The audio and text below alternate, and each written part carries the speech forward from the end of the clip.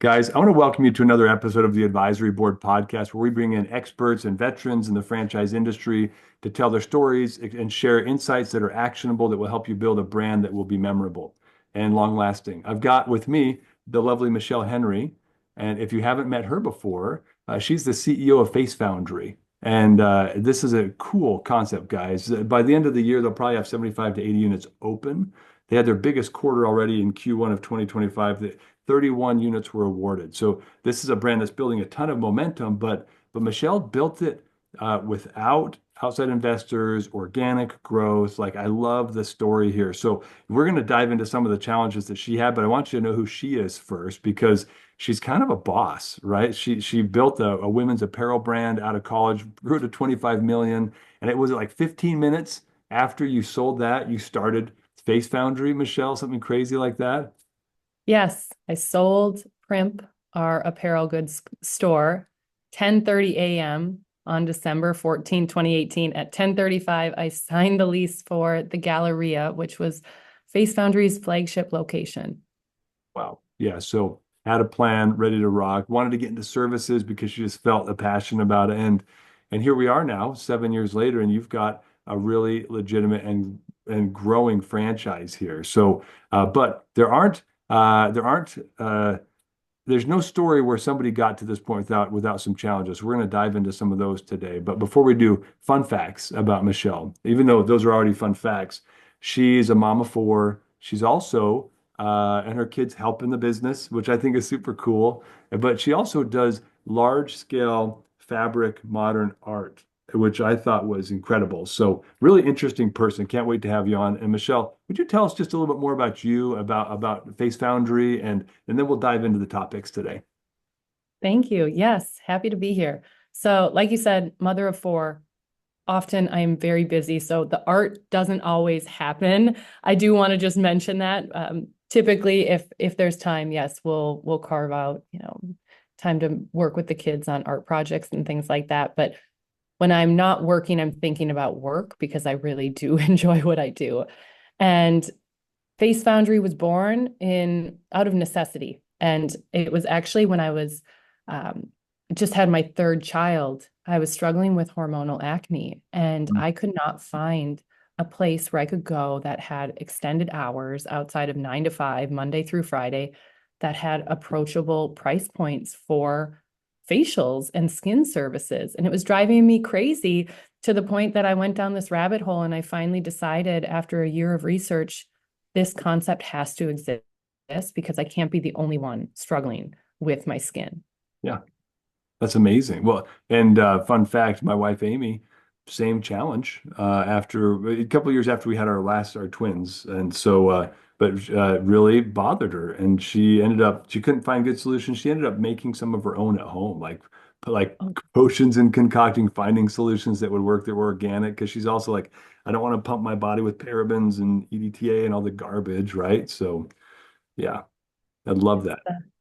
yeah. And everybody has their own different skincare journey, right? Like I have not met someone in the course of 7 years of doing this that they're like, my skin's perfect. I don't need to fix a thing.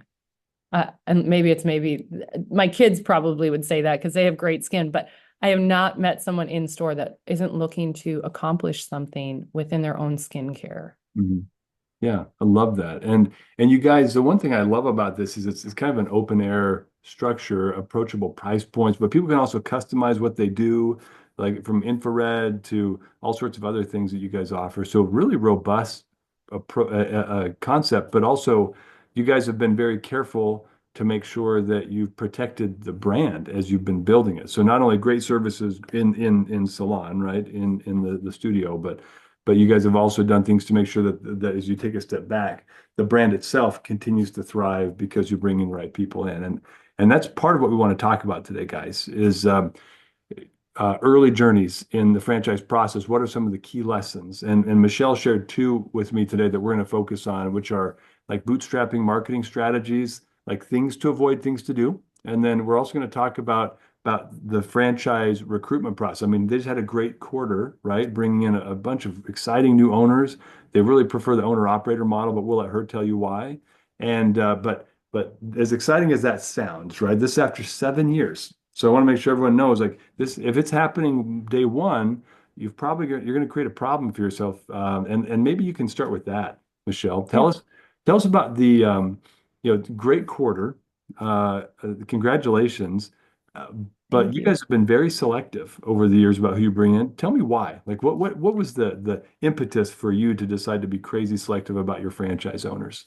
Well, you touched on something, Dave, going back to the service model. And I think it's really important that your typical spa, when you go in for a facial, it's at the esthetician's discretion of what products they're going to use. So Mhm. it was very important day one, we had consistency. So we follow a very tight protocol and menu. And I feel like that also translates to who we bring in as a franchisee.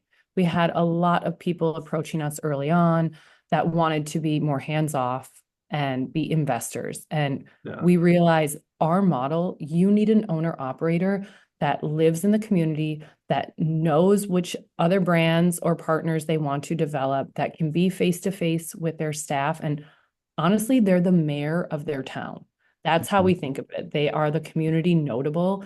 And those are the most successful franchisees we have seen throughout our system. And it's very tempting early on, right? You're excited to sell these units.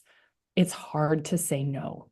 It's hard to know when to say no. And so it's something to be mindful of. And looking back over the last 7 years, I feel like when we've been approached to purchase large territories with maybe a larger PE fund, we've said no. And I think that actually saved us a lot of heartache down the line. Yeah.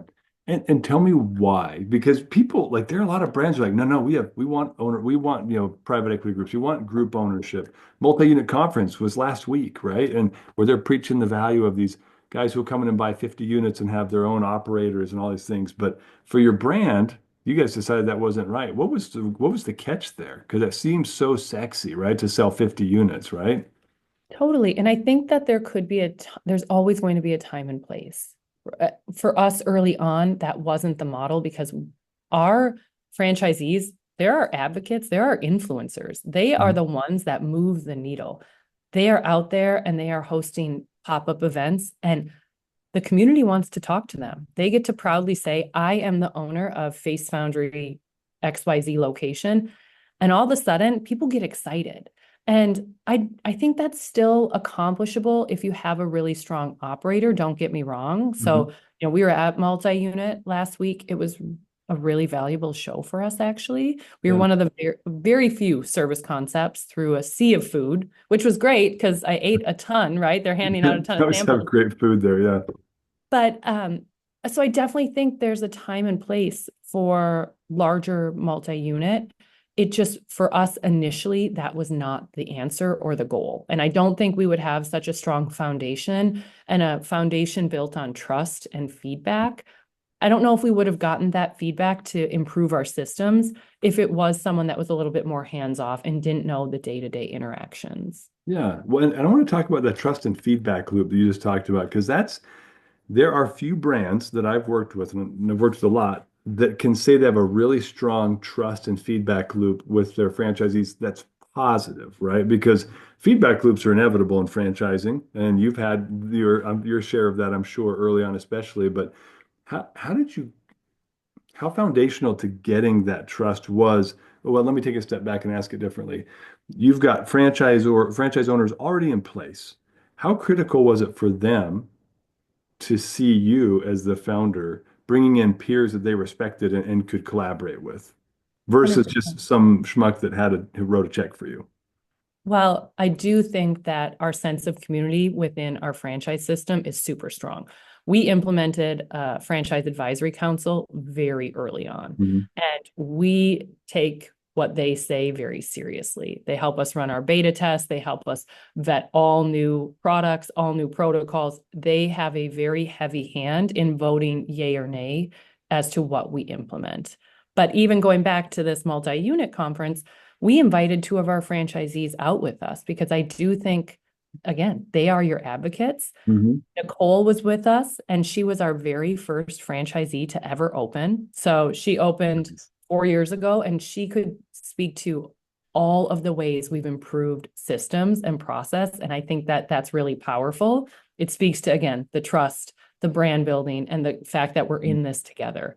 And then we also had our franchisee from California who just opened, and she actually had our kind of fastest ramp we've ever seen with the brand. And again, comes from another system, very strong operator, two very different people, and they can both advocate for the brand and talk about how we take feedback really seriously. And we're not just kind of saying it to say it. We put our money where our mouth is. Yeah, that's critical. And the FAC was a key factor. What processes do you use to gather feedback and then vet it? So is the FAC, every bit of feedback goes through them, or do you take a look at it, screen it, and then just put the most important things in front of it? And I'm asking for a friend here, by the way. So or a bunch of friends in franchising. How do you do it? How do you systematize this? So we do both ways. So we do have an online portal where they can submit all feedback. Mhm. Also, every single franchisee I have interfaced with, and they 100% have my email, my phone number. If there is something they want me to know, trust me, I know it. Yeah. But typically it's through the portal and then through the FAC regional leaders. So I think it's kind of twofold. Yeah. And as you built that FAC early on, do the franchise owners in those regions look to them as kind of their point to give feedback to because they trust them to move the needle? Has that become part of the culture? 100%. But Mhm. I also feel like we're still a small enough system where they know who their support team is here at corporate, and they know if they go to them, they'll advocate for that change. I also am copied in on a lot of emails. I mean, we're small enough where I want to know, because if it's something that I can improve and it's quick and it feels rather painless to roll out system wide, I'm going to try to do it. Like there's no need for a lot of red tape. We're not as, gigantic that we would need that. But as you scale, this is now the challenge, right? You guys are clearly Yes. on a great growth path. What are some of the plans you're putting into place to maintain that level of really listening to what's happening, even though you're gonna have to start doing it at scale? Because there's no way you guys get to 200 units, you'll be able to do the same thing. So how have you been trying to prepare for that shift in culture as you guys grow? 100%. So, taking a step back, I think of myself as our largest franchisee. So, we currently have 7 corporate stores open, and my goal was scale with some of our largest multi-unit Mhm. developers. And there's been a lot of good feedback loops that I also connect with all the franchisees that have kind of the same level and number of stores. So we can make sure that we're kind of comparing notes. So when you think about it in that tone, I still will continue to hopefully get that feedback because I think it's super important. But I also hear it from the fleet of stores that we have corporately. Yeah, amazing. There's a big debate, right, in the industry of, well, should you have corporate stores? Shouldn't you? What's the benefit? What's the problem? Truth be told, I'm a huge fan of that. I really am. The brands that I see that stay the most connected to what's happening in the field are the ones that own a corporate location, or 7 in your case, or 12 in some cases that I work with. But this this is great. This is great feedback. And you can't be personally operating those anymore. So do you have just kind of a regional or a general manager now that manages all the corporate stores for you? Yep, we have a pretty thorough org chart. So each location has obviously a manager and then a district manager, and then we have a director that helps oversee. But Beautiful. sustainable growth is also key. We're calling out learns, right? Making sure that you're not expanding your corporate team too quickly. Make sure you're growing with the system and not where the system is going to be, but where you are right now, and having that foresight to know when you're going to need someone. But I think maybe some of the toughest learns that I've seen through other brands is that Mhm. they way over pack their corporate team in Yeah. anticipation. And then when development doesn't go as fast, they feel that. Oh yeah, you get desperate. Now you put yourself in a position where you've got to take in outside capital and you start to lose control, right? Yep, Yeah, not pleasant. exactly. Beautiful. Oh, well, I love that. And the nice part is, you probably are your own investor, so you don't have to worry about that, right? Because you've grown this organically. But I do know brands that have invested heavily in executive teams early on. And then the opposite is true where they've tried to bootstrap too long and they don't have enough people to support. So it sounds like you found a really beautiful balance there between And the two. And similar to our franchisees really aligning with our mission, I think that's a call out, early on, making sure that their mission and their vision and their values aligns with ours. We do the exact same thing with our staff members. Like they have to be so excited and passionate about helping people. And our franchisees, we view them as our clients too. Like we Mhm. want to support them. We're building this brand together. So making sure that you're bringing in staff members that are super excited, strong, and passionate. That's no like big secret, but I do think it's worth reiterating as you're growing a brand. Yeah, and I believe it was Jersey Mike's. Don't quote me on that. I think it was them that did a big study because they're a successful brand, and they initially the thesis when they did the study with their franchise owners was that our people with Ivy League MBAs and highly capitalized are going to be the most successful franchise owners. And then they did this survey of about 1,000 owners, and they found the opposite. They found it was the people who are passionate, who aligned with the core values, those were the ones who ended up having the top performing franchises. And all these, the MBAs with the good equity, like they operated in middle of the pack, generally speaking, which isn't what everyone expected. So it was a really interesting study, but you're seeing that firsthand, right? The way you guys operate, and you're focusing on recruitment to bring in the best operators, which Yeah. I'm guessing has had a great result with your item 19 data in the FDD, right? Exactly.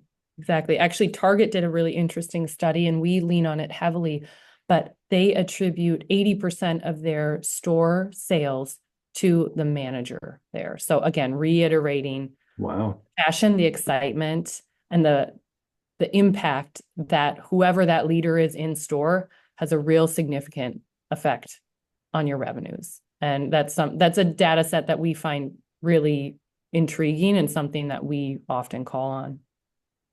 That's so true, though. And you think it's funny because you go into different targets. It's the same store, same products, same marketing, and yet some are just dead and some are hopping. And it's the way people are treating, the way the staff is trained. There's so much that's tied to that. I love it. I'm going to steal that data point if you don't mind. I think that's incredible. Absolutely. Go right ahead.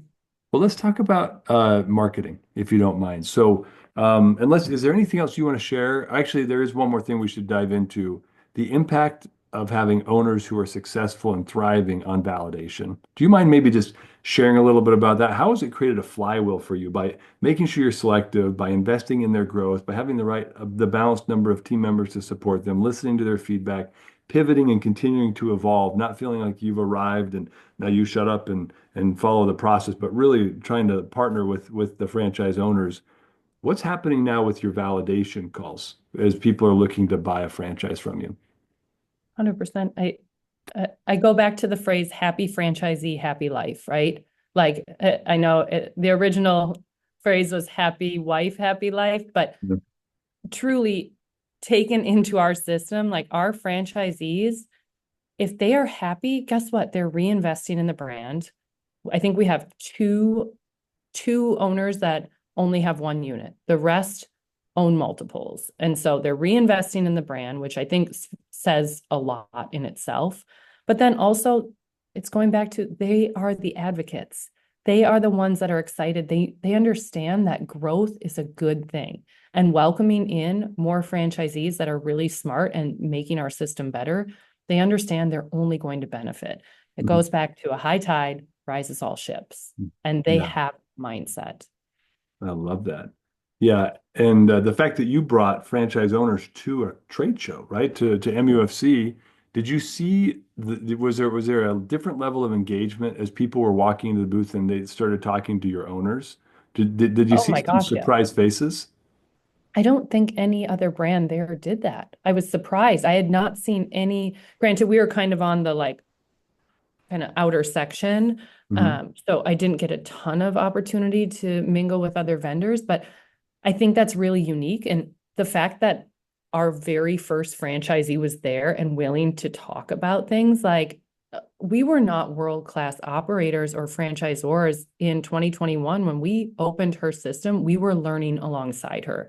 And I Mhm. do give her a lot of credit because she stuck with us. She helped us implement best practices. And I actually was down shadowing her team 3 weeks ago because she's such a fantastic operator and she's got such a well-oiled machine that I feel like there are points we can take back and make our overall system better. So again, it's that willingness to learn from one another and not being a franchisor that's like egocentric and I know best. It's like that is exactly the opposite of what we are and where we're at.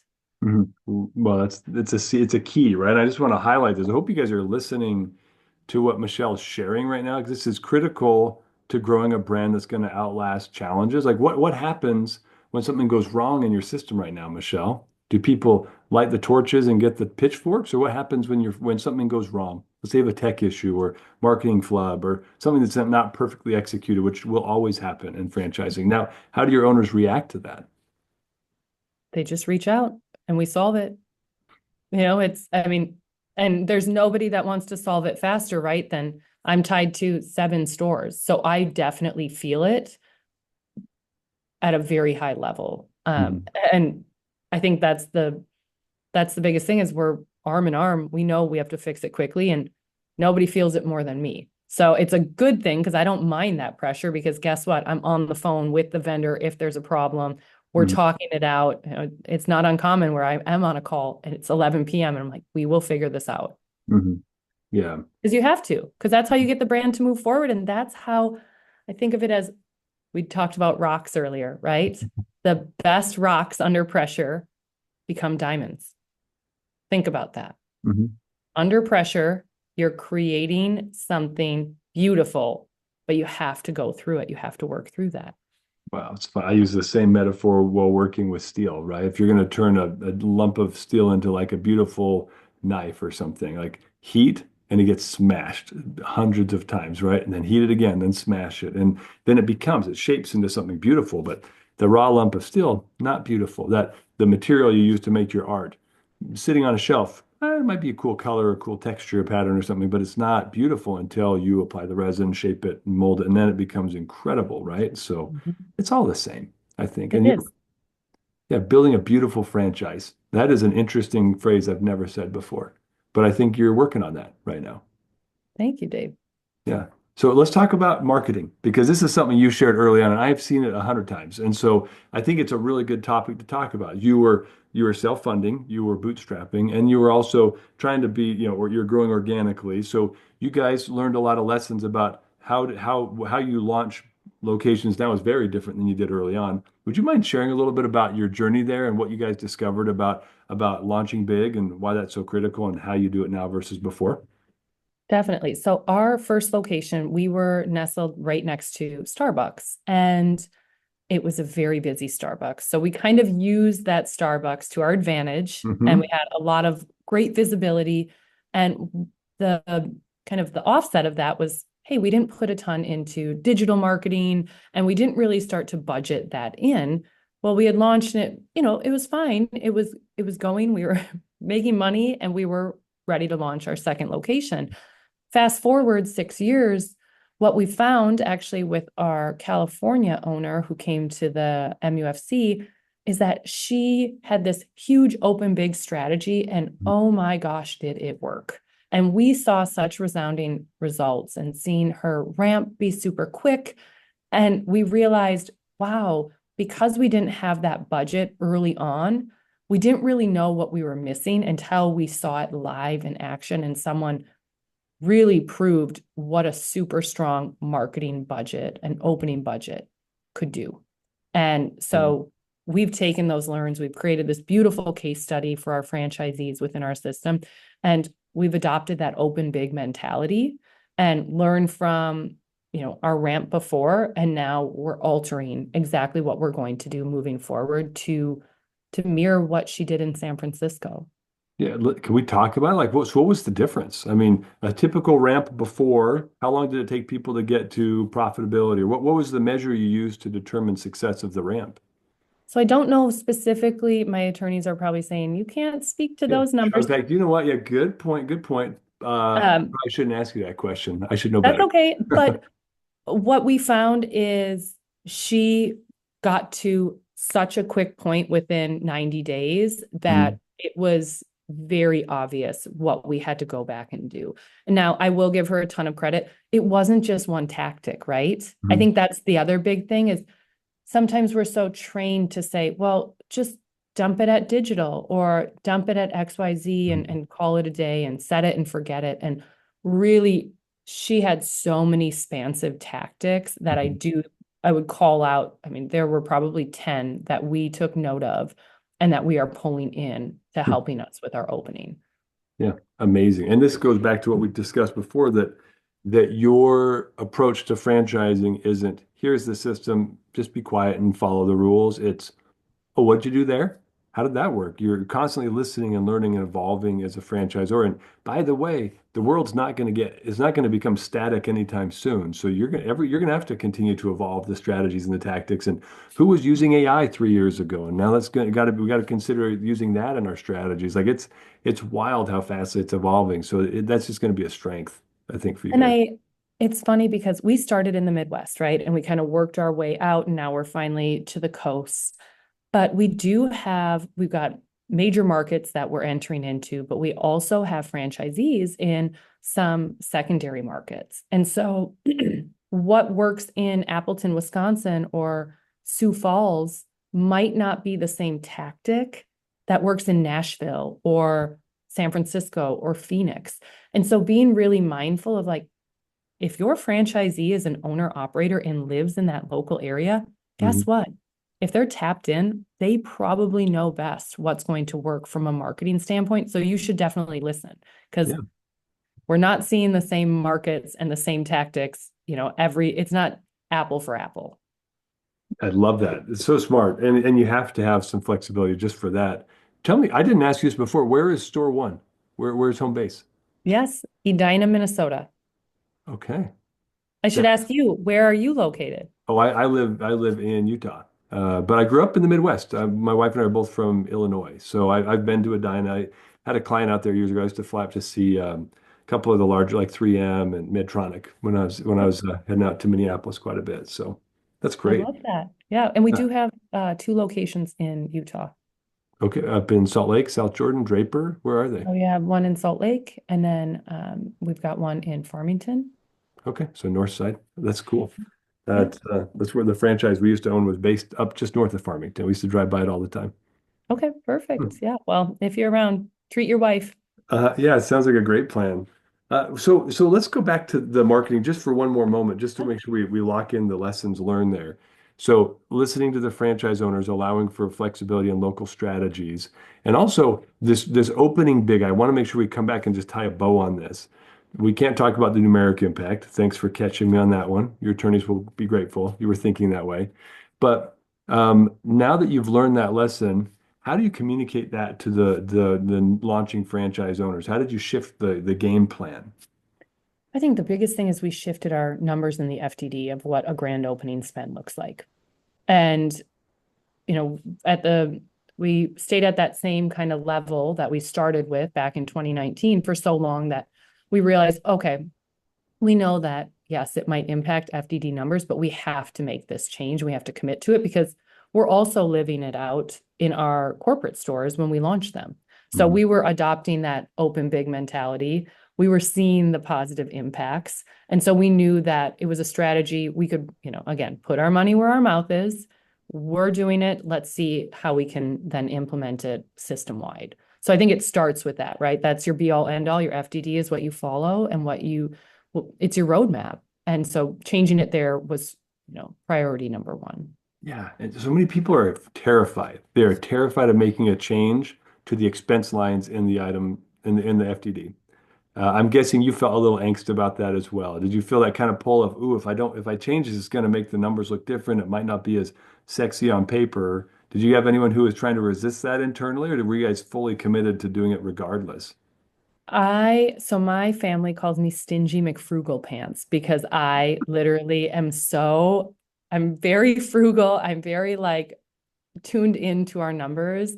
And so, yes, of course, I think I definitely had pause. I mean, anyone that is tapped into their numbers had pause, but at the end of the day, it actually didn't shift it too terribly much. So it was a lot easier to swallow. And knowing that we had done it before through our corporate stores, I Mhm. think that was kind of the tipping point for me. It's like we've seen the effects and the positive impact.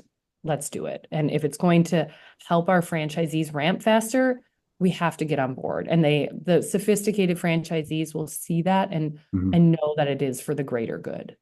Yeah, absolutely. And I wanted to make sure you validated the point because coming from me doesn't mean the same as coming from you who's done it and lived it. And I've just bought one. I've never founded a franchise. So that is, from a savvy investor, someone who's looking at it, like sometimes those things feel like, oh, that's going to hurt the long run, but it doesn't. It, what hurts the long run is being dishonest. What hurts in the long run is not representing the actual cost that people really need to spend to be successful because they built a whole model and a budget based upon that. So if you're not communicating that clearly, putting it in the FDD, then you're setting your next franchise owner up for a moderate success or minor failure, and that's not the role of the franchisor at all. So I'm proud of you for doing that because it's hard. It's hard to do it, especially when you are stingy McFrugal pants. I wrote that down, by the way. I will not ever forget that. Only my family calls me that. So Hmm. Okay, so if it shows up in social media posts, that's going to be inappropriate. I'll keep it I'm just between kidding. us then. Okay. They'll be, yeah, it is a funny nickname, but I love it. very important. Watch your costs. If there's time for one last lesson, I mean, this is again not earth shattering, but make sure you're watching your costs. Yeah. Signed off from Stingy McFrugal Pants. Mhm. Perfect. And do you guys, we have a couple more minutes. So, how do you systemize cost management? That is really challenging for a franchise owner, especially when you've got goods, people, lease, marketing. You've got all of the expense lines, right, in this business model. So, how do you coach the franchise owners? Because it's more than just saying, "Here's the model, be successful, have fun." How do you coach them to be stingy McFrugal pants in their own markets? We talk about this day one at Discovery Day when they're here. I mean, I make no, it's not a secret that I'm super mindful about Mhm. costs. We actually just brought on a fantastic CFO, and she's building out a pro forma that the franchisees can plug and play and utilize, and she can help them coach them Mhm. along. She says, finance is our friend. Finance is our friend. And so making sure that she is there as a resource because we do have we have franchisees with different strengths.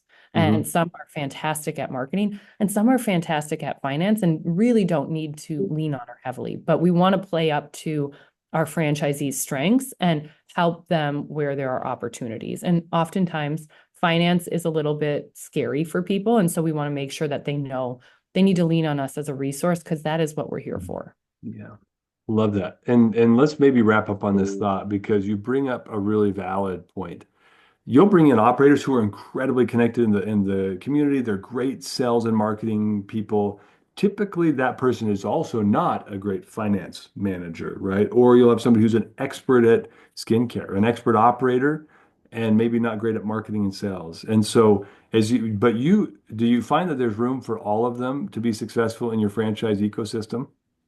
Oh my gosh, yes. And I think as a whole, we don't want to just lean towards all marketers, right? We want to have that nice ecosystem of balance because I think of one franchisee, she is a trained esthetician. Guess what? She gets to chime in on our protocols that maybe someone who was ex Wall Street won't know. So we can learn from each other. And I think that's really important and really what makes us unique. Yeah, I agree, but it's also what makes franchising unique. And, Uh-huh. and savvy franchisors learn it and take a lesson from Michelle because she's saying it, but she's not beating her chest about it. Because they're listening and they're building systems to truly support franchise success, their model can pivot around the strength of the franchise owner. You don't have to bring in a specific profile to be crazy successful. That's a powerful franchise system. A lot of brands are like, "Oh, if you're not an expert in sales, you're not going to thrive here." Little red flag for me, honestly, as I talk to those brands. So well done. And in our introductory calls after they commit to a franchise, what we do is we talk to our franchisees about what are you nervous about? What's going to keep you up at night? So we get that let's put it right on the table and let's figure out how we can find resources to support you. I think that's really important. And Yeah. oftentimes, people don't want to talk about the thing they're most uncomfortable about until they're asked. And it's like, oh, it's actually not that scary, right? We've got a resource for finance, we've got a resource for digital marketing, creative, ops training. The list goes on and on. There hasn't been a resource we haven't been able to identify in my mind. Hmm. Yeah. And that's the way it should be. That's the way it should be. Well, Michelle, you've built a beautiful franchise concept. I'm going to say that again. And you've also got a lot of great lessons that you've shared with us today. Thanks for making time to join us on the podcast. And man, let me know if there's anything we can do to help support you guys as you continue to grow. Thank you, Dave. I appreciate you having me.